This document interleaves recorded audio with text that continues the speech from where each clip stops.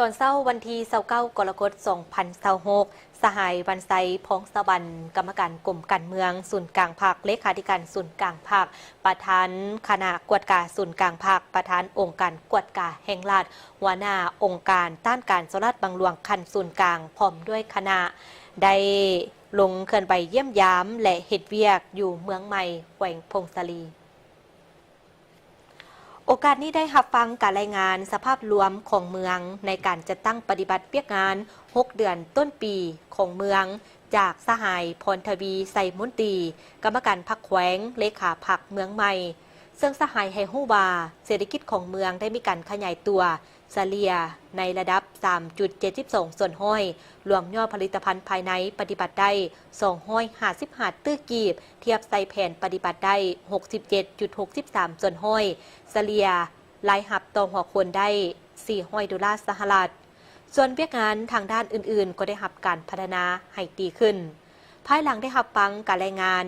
สหายวันไซพงสวรรค์ก็ได้แสดงความย่องยอสมเตยต่อผลสำเร็จที่ญาติมาได้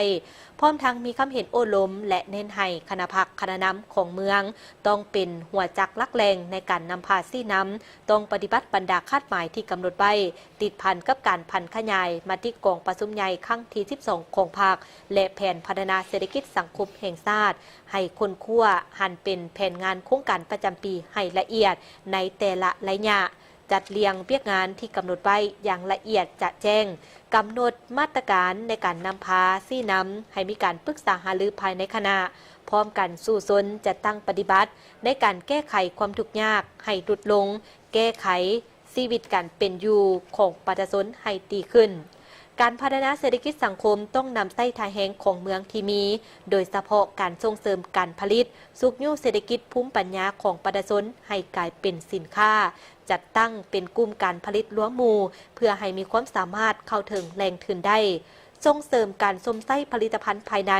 ดึงดูดการลงทุนจากภายในและต่างประเทศสร้างฐานรายรับใหม่ด้วยการสุกยู่ส่งเสริมให้หัวหน่วยธุรกิจใหม่มีความเข้มแข็งพัฒนาแหล่งท่องเที่ยวเพื่อดึงดูดนักท่องเที่ยวคุ้มครองทรัพยากรธรรมชาติและสิ่งแวดล้อมให้มีความยืนยงติดตามกฎกาเบิงเด็กที่มีเกณฑ์อายุเข้าโรงเรียนในทั่วเมืองเพื่อสุกยู่ส่งเสริมให้เขาเจ้าได้เรียนหนังสือเอาใจใส่ในการต้านพยาธิระบาดตามฤดูกาลการบริการด้านปิ่นปัวสุขภาพก็ให้เอาใจใส่การส่งเสริมด้านความรู้ความสามารถให้คนไว้ออกให้งานมีความรู้ความสามารถเพื่อเป็นกำลังหลักในการผลิตเอาใจใส่ให้มีความสงบเพื่อสร้างเงื่อนไขให้ประชาชนทำมาหากินติดตามกวดกาการค้าขายสิ่งผิดกฎหมายแก้ไขปัญหายาเสพติดพร้อมนี้ก็ให้มีสติในการบริโภคข่าวสารออนไลน์ต่างๆโอกาสเดียวกันนี้สหายปันไซพงสวรรค์ก็ได้มอบเงินจำนวน50 ล้านกีบคอมพิวเตอร์และปรินเตอร์จำนวน6 สุดพร้อมนี้ก็ยังมีกลุ่มนักธุรกิจหนุ่มก็ได้ประกอบส่วนมอบเงินจำนวน100 ล้านกีบให้กับเมืองเพื่อนำไปหมุนไส้ในเปียกงานต่างๆและยังได้ไปเยี่ยมยามห้องการตาแสงน้ำงาอีกด้วย